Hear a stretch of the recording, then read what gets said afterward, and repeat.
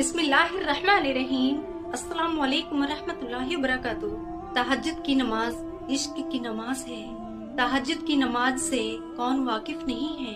ये वक्त, ये वो मकाम है, अल्लाह ताला से इंसान करीब से तर करीब होता चला जाता है। जो लोग ये पूछते हैं क्या वाकई जो हम तहज्जुद की दुआओं में मांगते हैं वो हमें मिल जाएगा, ये कैसा सवाल हुआ। ये तो एक तरह से आपने अल्लाह के हुक्म पर शक किया। आपके गौर करने के लिए इतना ही काफी होना चाहिए। यूँ तो नफली बहुत सारी इबादतें हैं, लेकिन उन इबादतों में अल्लाह ताला ने ये कहीं भी नहीं कहा जो उसमें आप मांगेंगे वो रद्द नहीं करेगा। दुआएं तो हर नमाज में कबूल होती हैं, चाहे वो कोई भी नफली इबादत हो, चाहे फिर वो फर्ज इबादत हो, या फिर किसी भी लम्हे कोई भी मांगी गई दुआ हो। क्योंकि कुरान पाक में अल्लाह ताला ने फरमाया है, अल्लाह के पैगंबरों और अल्लाह के नेक बंदों ने मुख्तलिफ औकात में अल्लाह ताला को पुकारा था और अल्लाह ताला ने वो दुआएं कबूल फरमाई। तो इससे तो ये बात साबित हो गई कि जो अल्लाह ताला कुरान में फरमा रहा है कि मैं दुआएं कबूल करता हूँ, तो मतलब टाइम की कोई लिमिट नहीं है। आप जो भी दुआएं अल्लाह से तड़प तड़प कर मांगेंगे, अल्लाह ताला वो दुआएं कबूल करेगा। तो आप ये सोचे जो वक्त की गारंटी नहीं कि इस वक्त दुआएं कबूल होंगी, उन वक्तों में भी अल्लाह ताला दुआएं कबूल कर रहा है। तो तहज्जुद की नमाज के लिए तो अल्लाह ने स्पेशली कहा है कि तहज्जुद की नमाज में मुझसे दुआएं मांगो। जो इस लम्हे की दुआएं होती हैं वो जरूर कबूल होती हैं। है कोई मांगने वाला जिसको मैं अता करूँ। ये कितनी बड़ी दलील है अल्लाह ताला की। ये है तहज्जुद का फर्क दूसरी नफली इबादतों से। तो अल्लाह तो कह रहा है कोई मुझसे मांगने वाला। तो दुआओं का सलीका तो हमारे अंदर आना चाहिए, तड़प तो हमारे अंदर होनी चाहिए दुआओं की कि अल्लाह की जरूरत हमें है। और तहज्जुद की दुआओं में एक खास बात है, जो भी आप अल्लाह से तड़प कर मांगेंगे वो कबूल होगा। दुआएं मांगने वाले को दुआएं मांगनी आनी चाहिए और उसको सब्र होना चाहिए। क्योंकि हमारे साथ ये प्रॉब्लम है कि जब हम दुआएं मांगते हैं तो हम सब्र नहीं करते।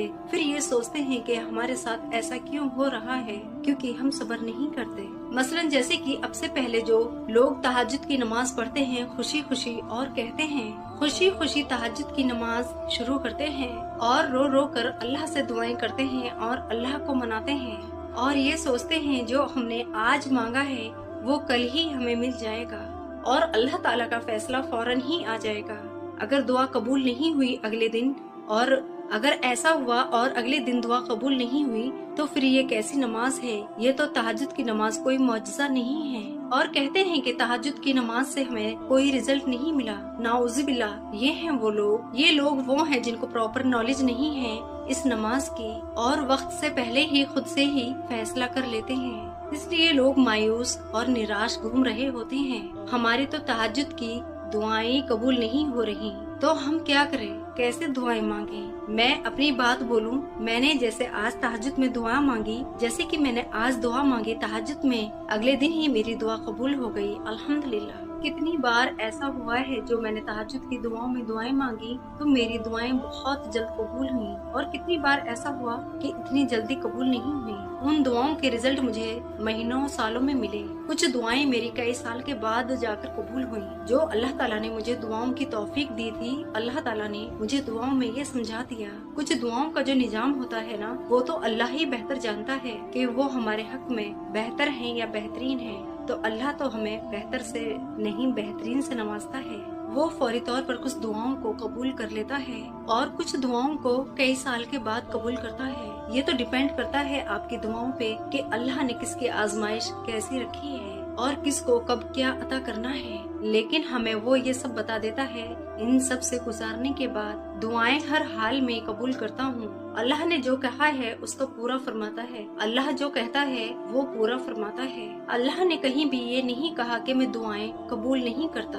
और आप जब भी तहज्जुद की नमाज पढ़ें, यकीन के साथ पढ़ें और खूब रो कर तड़प कर अल्लाह से दुआएं मांगे और यकीन के साथ मांगे, तवक्कुल रखें, इंशाल्लाह आपकी दुआएं जरूर कबूल होंगी। अच्छा जी, यहाँ पे मैं अपनी वीडियो का एंडिंग करती हूँ। आप अपना बहुत सारा ख्याल रखिए और आप अपनी दुआओं में मुझे, मेरी फैमिली को याद रखिएगा। अल्लाह हाफिज।